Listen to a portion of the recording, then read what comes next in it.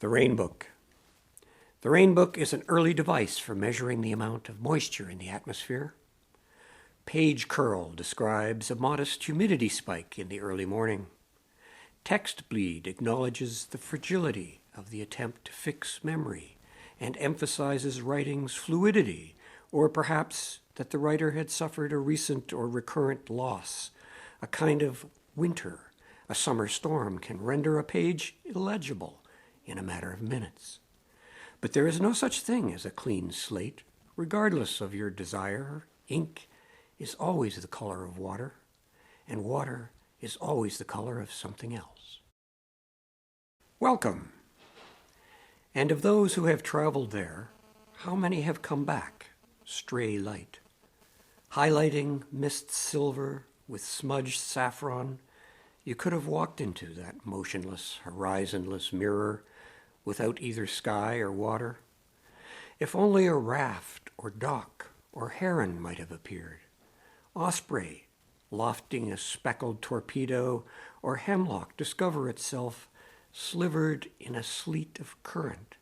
We don't hear even the slip of, sleeve of, silk ripple over stone, or a single grouse from a long distance starting up its unstartable motor. The mirror opens a raft of sticks in your head, where there's quite a range of curios, but they are unrelated to wherever you are. Soul bodies. Every soul is human, but not at the same time. It's only the bodies, those trajectories that differ. The non-extant humans and the extant non-humans. Here is a bell at the apex of your dream, despite what you thought. It's not made of darkness, scattered rhapsody of quasi-events through sky clearing, like someone wiping a blackboard clean, and there are the ghost lights, the who of things. Collection. How to bend time with a flashlight in your own home.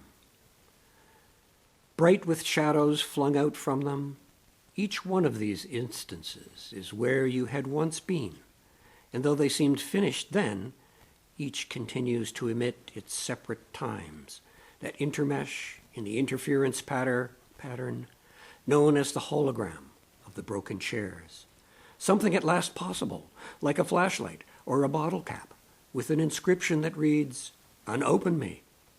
Fine, each thing is wild, with its omniscient narrator, its politician who says, "Trust me," its pretended exterior, its proliferation, the likelihood of sitting down and sorting things out finally, debriomancy, of a life in the horse latitudes, jetsimology, and in the pulchritudes, lagonology, shiny shards of mirror destined for the museum of letters, so many of which have fallen out of use, and hence we no longer recognize them as such. How many things we were once able to say, how many different evenings. Come to think of it, time is a prism. All it does is bend light to different degrees, even the holograph of rain on the river. The visitors.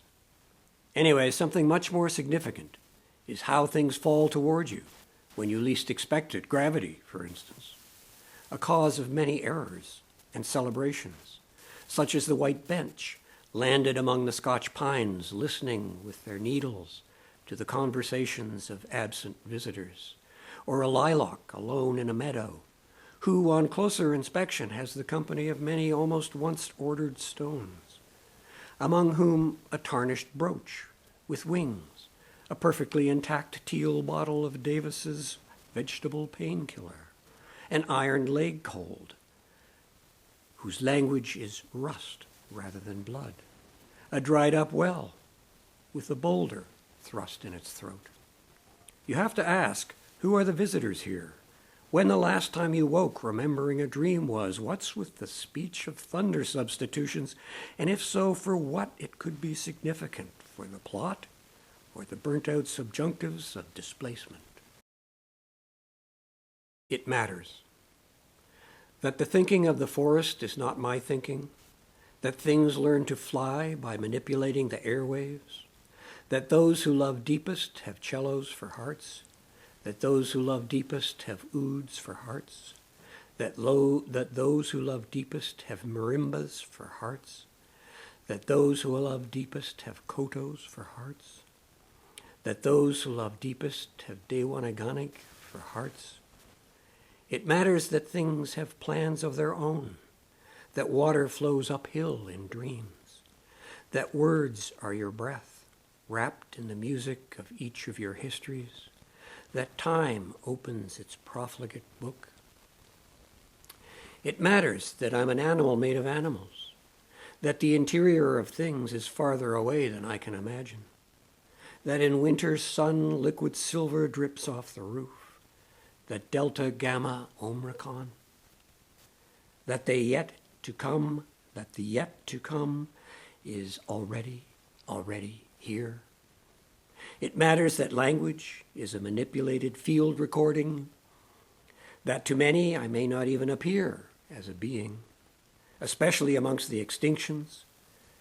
That thirst is waves of someplace else, that you can only begin when you've already begun, that time is music, that zoom, zaum, ursprache, that carries us just happily here still.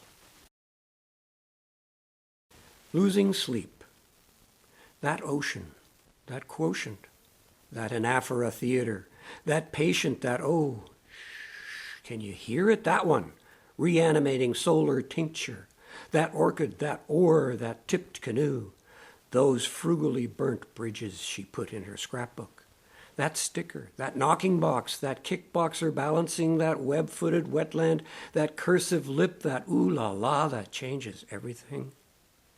That echo, that ochre, that killer whale sonata, that humming philosopher, that last breath, that breech, keening or kiss, that squeamish parliament of downloaded apparatchiks, this spike of heron's hunger.